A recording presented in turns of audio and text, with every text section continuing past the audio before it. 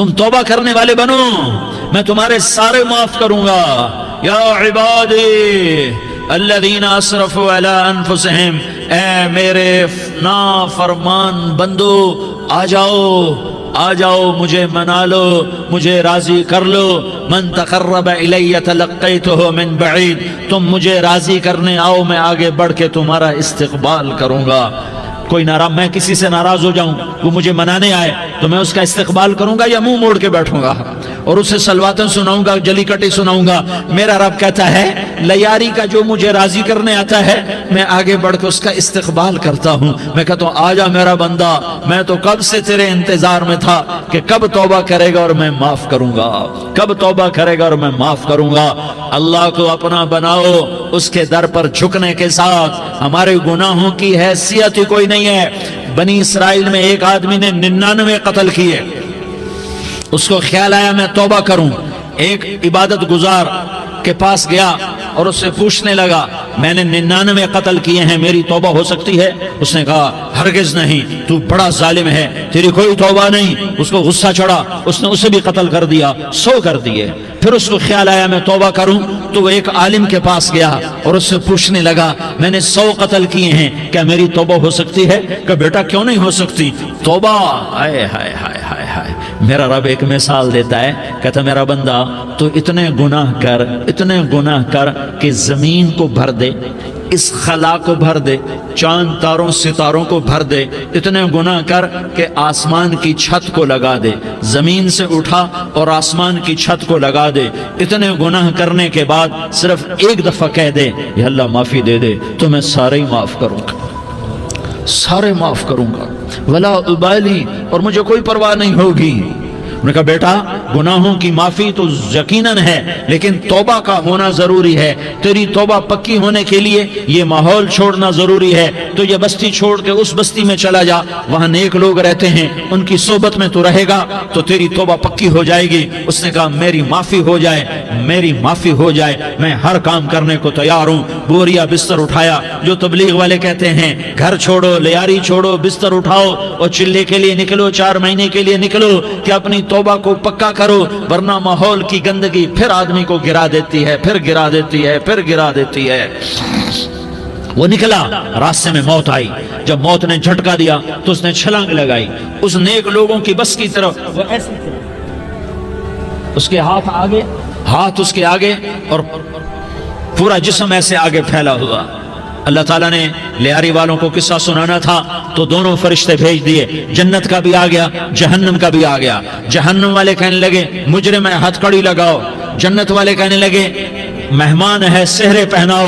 جہنم والے کہنے لگے توبہ ادھوری ہے، ابھی توبہ پکی نہیں ہے، ابھی نیک لوگوں کے شہر کو پہنچا ہی نہیں ہے کہ موت آ گئی۔ اور جنت کے میں کہنے لگے نہیں نہیں نہیں، توبہ ارادے سے ہو جاتی ہے، ارادہ کر لیا توبہ ہو گئی، ہمارا مہمان ہے۔ اللہ نے تیسرا فرشتہ بھیجا، جاؤ فیصلہ کرو۔ کیا فیصلہ کرو؟ وہ یہاں مرا پڑا ہے، یہ اس کی بستی ہے، یہ نیک لوگوں کی بستی ہے، وہ یہاں مرا پڑا تھا۔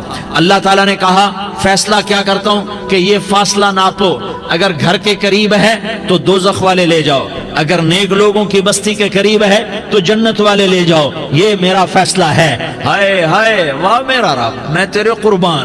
ہوا کیا تھا؟ وہ گھر کے قریب تھا اور نیک لوگوں کی بستی سے دور تھا۔ جب ناپنے لگے تو اللہ تعالیٰ نے ادھر والی زمین سے کہا جو نیک لوگوں کی بستی کی طرف سے تھی، اللہ تعالیٰ نے اس زمین سے کہا سکڑ جا، اور جو گھر والی زمین تھی اس کو کہا پھیل جا۔ ادھر کی زمین کو پھیلا دیا اور ادھر کی زمین کو سکیڑ دیا۔ جب ناپا گیا تو وہ نیک لوگوں کی بستی کے قریب ہوا۔ اللہ نے کہا لے جاؤ جنت میں، ہم نے معاف کر دیا۔ اور یہ تو بنو اسرائیل کا آدمی ہے، ہم تو محمد مصطفیٰ صلی اللہ علیہ وسلم کے امتی ہیں۔ ایک بنو اسرائیل کا آدمی، اس کا نام تھا کفل، اور روزانہ رات کو نئی لڑکی اس کے پہلو میں آتی، شراب کا دور چلتا اور زنا کا سے منہ کالا کرتا۔ ایک رات ایک لڑکی کو 60 دینار دے کر لایا۔ 60 دینار کوئی 10 لاکھ روپیہ بنتا ہے۔ کیا مال تھا کہ ایک رات کا 10 لاکھ دے کر آیا۔ جب کمرے میں داخل ہوا تو وہ لڑکی رو رہی تھی، تو کفل نے پوچھا کیوں رو رہی ہو؟ میں نے زبردستی تو نہیں کیا۔ تو اس نے روتے ہوئے کہا کفل میں پیشہ ور عورت نہیں ہوں، میں عزت دار عورت ہوں، مجھے بھوک نے یہاں تک پہنچایا ہے۔ میں یہ کہا کرتا ہوں جب سردار لوگ، جب مالدار لوگ زکوٰۃ نہیں دیتے تو غریبوں کی بیٹیاں نیلام ہو جاتی ہیں۔ مالداروں سے کہتا ہوں، ان سرداروں سے کہتا ہوں کہ اللہ کے نام پر دیا کرو کہ غریبوں کی بیٹیوں کی عزتیں بحال رہیں۔ تو کفل نے جب دیکھا اور جب سنا، آنسوں کو دیکھا اور اس کی بات کو سنا، تو وہ اس کا وحشی دل، پتھر دل، کیا آنسوں نے کام کیا کہ وہ رونے لگا۔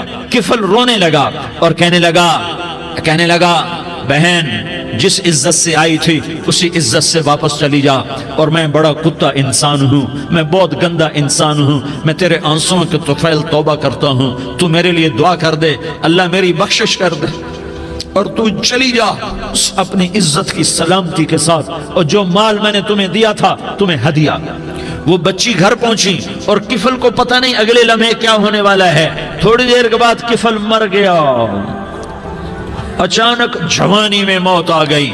کفل کو نہیں پتا تھا کہ میری زندگی کی چند گھڑیاں باقی ہیں، ساری زندگی زنا شراب میں گزری، آخری چند لمحے میں توبہ کی، اب میرے اللہ نے کیا کیا؟ اللہ کے بن جاؤ، ہاتھ جوڑتا ہوں، اللہ کے بن جاؤ، اللہ کو اپنا بنا لو، اللہ کو اپنا بنا لو، اللہ کو اپنا بنا لو، اللہ سے دوستی لگا لو، اللہ سے یاری لگا لو، اللہ کے آگے سر جھکا لو، ایک دوسرے سے محبت والے بن جاؤ۔ ہاں یہ وہ شخص تھا، کل اس کی میت کو دیکھ کر کوئی اس کو کندھا دینے نہ تھا، اس کے اپنے بھی اس کو غسل نہ دیتے، اس کے اپنے اس کو کفن نہ دیتے، یہ ایسا ظالم بدماش نافرمان تھا۔ ہاں سنو، کفل موسیٰ علیہ السلام کا امتی، طارق جمیل محمد مصطفیٰ کا امتی، سردار عزیر محمد مصطفیٰ کا امتی، ہمارے پیچھے محمد مصطفیٰ کے آنسو ہیں، آہیں ہیں، سسکیاں ہیں، فریادیں ہیں، دعائیں ہیں۔ یہ بنی اسرائیل کے گناہگار کے لیے کیا کر دیا۔ اگر یہ صبح پایا جاتا مردہ تو اس کا کوئی کندھا دینے والا نہ ہوتا، نہلانے والا نہ ہوتا، اسے پتھروں میں دبا دیتے۔ صبح ہوئی تو لوگوں نے دیکھا کفل کے دروازے پر بہت بڑا جیسے بینر لگا دیا جاتا ہے، پورا بینر لگا ہوا تھا، کفل کے دروازے پر لکھا ہوا تھا ان اللہ قد غفر للکفل، لوگو اللہ نے کفل کو معاف کر دیا۔ کیا مطلب تھا معاف کر دیا؟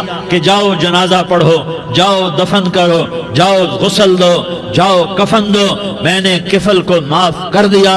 میرے بھائیو اپنے اللہ سے اپنا تعلق بناؤ، اور اللہ سے تعلق بنتا ہے توبہ کے ساتھ، اس کے در پر حاضری دینے کے ساتھ، اور محمد مصطفیٰ صلی اللہ علیہ وسلم کی غلامی کے ساتھ۔ اللہ کو ایک ہی ہستی سے پیار ہوا، وہ محمد الرسول اللہ ہیں، ایک ہی سے محبت کی، وہ محمد الرسول اللہ ہیں، ایک کو اپنا حبیب بنایا، وہ محمد الرسول اللہ ہیں، ایک کو خاتم الانبیاء بنایا، وہ محمد الرسول اللہ ہیں، ایک کو حبیب اللہ بنایا، وہ محمد الرسول اللہ ہیں، ایک کو سارے عالم کا نبی بنایا، وہ محمد الرسول اللہ ہیں، ایک کو رحمت للعالمین بنایا، وہ محمد الرسول اللہ ہیں، ایک کو شافع محشر بنایا، وہ محمد الرسول اللہ ہیں، ایک کو ساقی کوثر بنایا، وہ محمد الرسول اللہ ہیں، ایک کے ہاتھ میں چابی پکڑائی وہ جنت کی، وہ محمد الرسول اللہ ہیں، ایک کے لیے جنت کو مزین مسخر فرمایا اور آپ کے بغیر جنت کے دروازہ نہیں کھل سکتا اس کا اعلان فرمایا،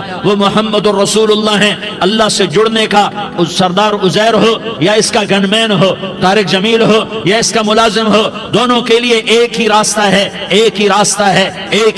ہے۔ یہ میری بہنیں جو جمع ہیں ان کے لیے ایک ہی راستہ ہے کہ حضرت محمد مصطفیٰ صلی اللہ علیہ وسلم کی غلامی میں آ جائیں، ان کے طریقوں پر آ جائیں، ان کے راستوں پر آ جائیں، ان کی زندگی کو اپنی زندگی بنا لیں۔ میرے نبی کی زندگی محفوظ ہے، یہ کائنات کا سب سے افضل، سب سے اعلیٰ، سب سے برتر، سب سے اجمل، سب سے اکمل، سب سے ابہا، سب سے انور، سب سے اتم، سب سے اجل، سب سے انور، سب سے کمال والا، جمال والا، حسن والا، محمد بن عبداللہ بن عبد المطلب بن ہاشم بن عبد مناف بن قصی بن كلاب بن مرة بن كعب بن لؤي بن غالب بن فهر بن مالك بن نضر بن كنانة بن خزيمة بن مدركة بن إلياس بن مضر بن نزار بن معد بن عدنان بن أود بن هميصة بن سلامان بن عوس بن بوز بن قموال بن أبي بن عوام